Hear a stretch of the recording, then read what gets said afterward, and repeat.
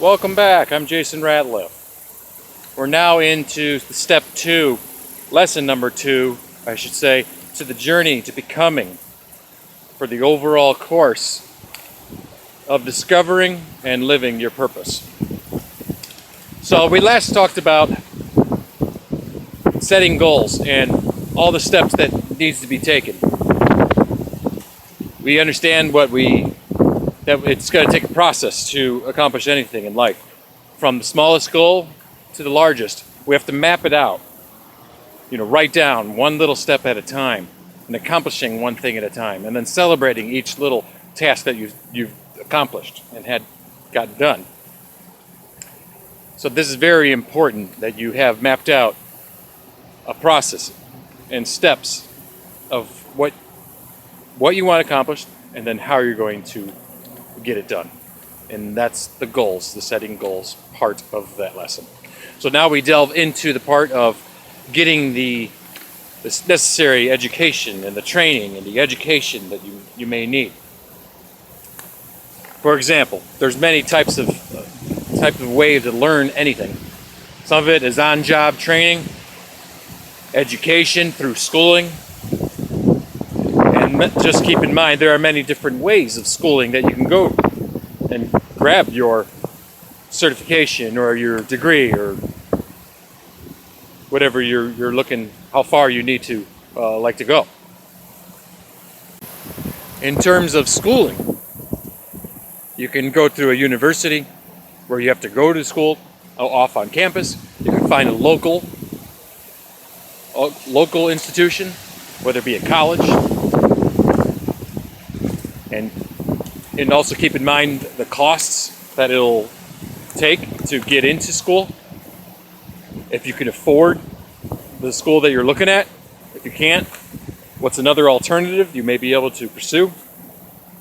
Making sure the school offers the education that you need to provide you the education. Is the school an accredited institution in the field that you're looking at? Are they considered to be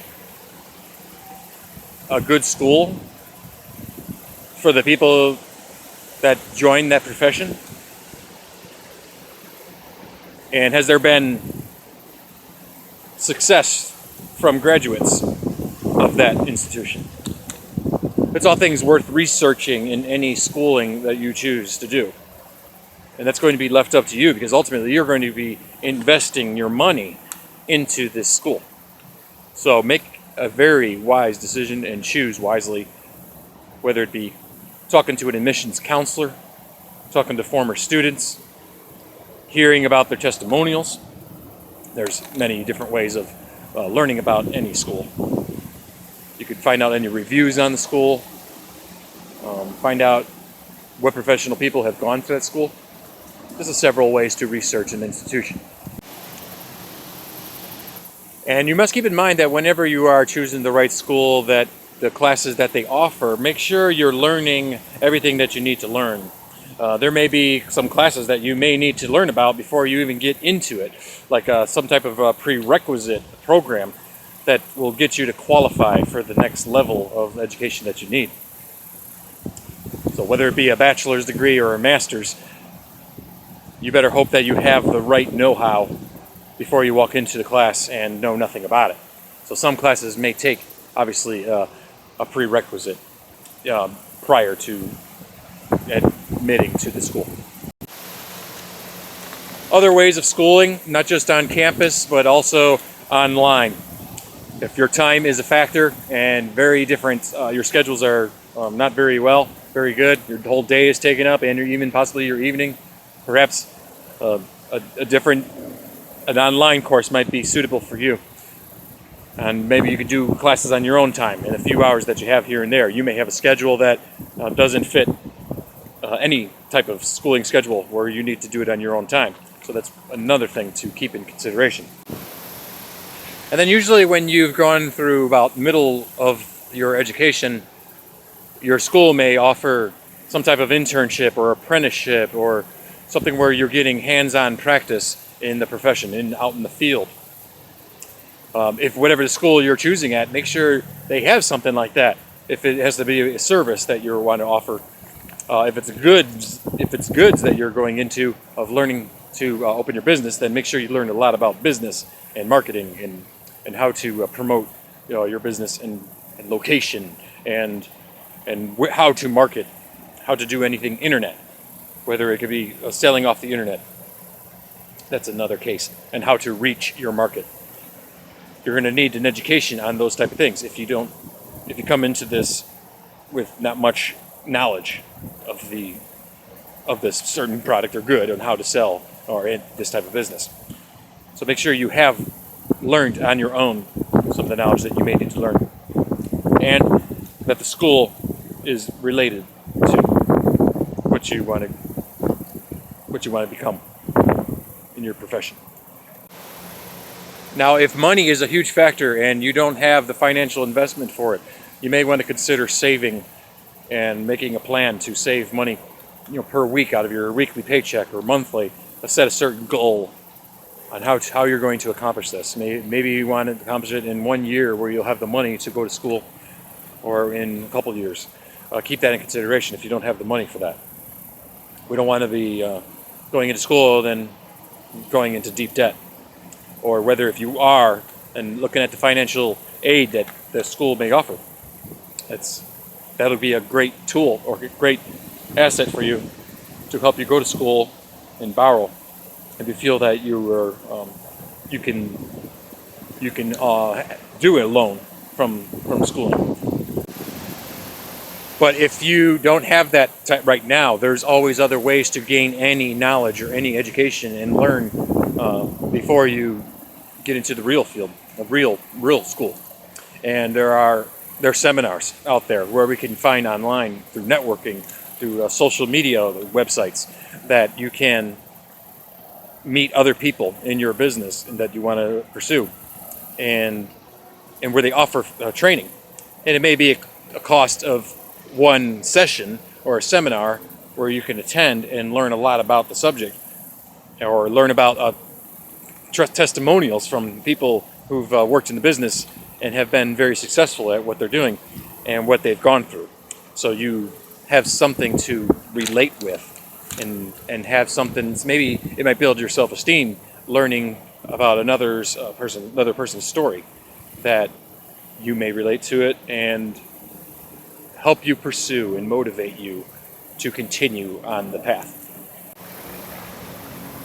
And you cannot underestimate the value of a true professional person's advice and what they've done and the tribulations and trials that they've gone through to get where they are today, whether it be successful and well accomplished.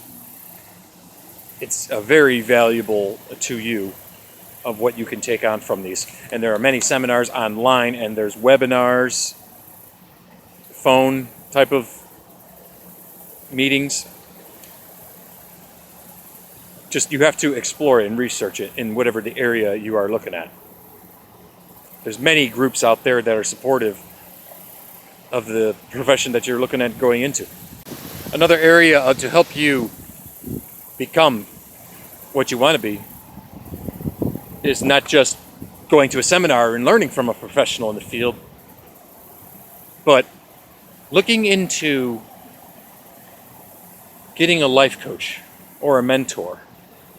Now keep in mind that not all mentors or life coaches are going to be expensive. There may be someone who just wants to help other people, and you may be able to find that person. You may have a friend that has been through it, and you may be able to learn a lot from him, from his experiences. So look at those possibilities, that maybe there is someone that can mentor you or become your life coach. And remember that not everyone is free, so you may have to pay a service fee to get a life coach, and there may be a commitment on your end of how much you're willing to invest.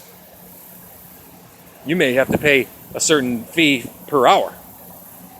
Just keep that in mind whenever you are pursuing this type of person. The beneficial part of learning from a mentor or a life coach is you can discuss a lot of things, especially within an hour or however you need. You could discuss your fears. Well, what has held you back in the past? The areas that need improvement, the areas that you are good in, and how to make that area exploited so you can do more of that. And to take your strength and go with it and work around that. So it's a lot of looking back into ourselves, like we did in lesson 1, learning about yourself. You're going to learn a lot with a life coach and a mentor. They're going to show you some things that maybe you forgot about, or some areas that you need to learn, in some areas that you struggle at. And then not only life coaches and mentors, but there is also other ways. There's do-it-yourself help books, self-help books that can teach you and look within, and learning from a biography from a person that has been through the whole thing, the story, the struggles that they've gone through, the little tricks of the trade, so to speak. You'll be able to gain a good positive view of someone else that has been through it before, and you can model your success off of their success. So model your training and model your learning from them. It's a very valuable asset. Another way is interviewing a professional in the field. Not everyone is going to be approachable when asking about somebody's personal life or personal job or profession, but there are people that are out there that are willing to discuss some of the successes. So look at who's been out there and where you feel comfortable in meeting with that person, or whether on the phone or not, to ask, how did you get to where you are? What school did you go to? What type of training did you gain? Did you have a life coach or a mentor? Or how did you get through your fears? Or how did you pay for all these things? Once you feel comfortable knowing a lot about the profession that you're pursuing, you're then going to be in a position of giving the service or the goods that you have to offer. Once you have built that confidence and that you feel, okay, I feel like I know enough, but you feel that, hey, maybe I just can't sell it yet because it's still not polished enough, or it's still not good enough yet. Now's the time to then offer this good or service away. Give it away for free. Now, this may scare you a little bit because you're like, wait a minute. I put all this investment into what I've been doing, and now I'm going to just give it away for free for no fee, no charge or anything. Well, sometimes that's what it takes. In marketing, they give away a lot of things before they start to sell anything, or you have to get the word out there. You have to see if your service is worth investing in. So it's a good way of getting your feet wet and getting the good experience that you have. So look at maybe some friends that you may be able to give it to and say, hey, can I try this on for you? Try this on to you. Can I offer you this good that maybe you could try, and tell me if it's worth anything to you, or does it help your life, or does it make your life easier? Because this is what we ultimately want to do, is if we offer any good or service, that is it going to be a value to somebody else in their life, or in their area of where they're going in their life. Now, when I say give it away, it doesn't mean give them everything. It could just mean give just a little bit of taste of what you have to offer. So give away wisely. Otherwise, you may find yourself being used, and you got nothing else to give, and you didn't make anything out of the deal. So don't go into it trying to make something out of it, but go into it like, hey, I'm going to gain some good experience and some good feedback from a potential customer. Because remember, they could be a potential customer offering just a little bit at a time, and then if they're interested enough, they may call you back. Remember to keep in mind where you're going to go and offer this service. You may have to go to like a youth center, or you may have to go to some type of health center. If it's like nursing or offering psychological advice or coaching or helping people with their life. If that's type of service. If it's any goods, maybe it's somewhere that people don't have any money, and they could definitely use some things that you may have to offer. That's a possibility as well. It could be homeless shelters or something, or it could be people who are just in need of money and are poor. Help centers, people where people go to look for guidance. There may be social services that offer things for free, not for free, but under their health care that they receive, and sometimes they're poor, and they don't, and sometimes they're they could be a woman that doesn't takes welfare, and part of the services that she gets is getting social advice from professionals such as yourself, a psychologist or a therapist. You may be that person if that's who you're pursuing. But the main focus of this whole thing is to get your experience. Learn a lot on the job. You're gaining the experience from the education, from the people that you're working with, from the mentoring, the life coaching, the reaching out to real people that need your goods or need your services, and getting out there. That's the true experience, and that's when you build the full confidence. That's when you know, hey, I can do it, and you've proven it. So that's all it's going to take for this lesson of the journey to becoming. We're going to continue later on for lesson number 3. We'll talk later. My name is Jason Ratliff. Take care.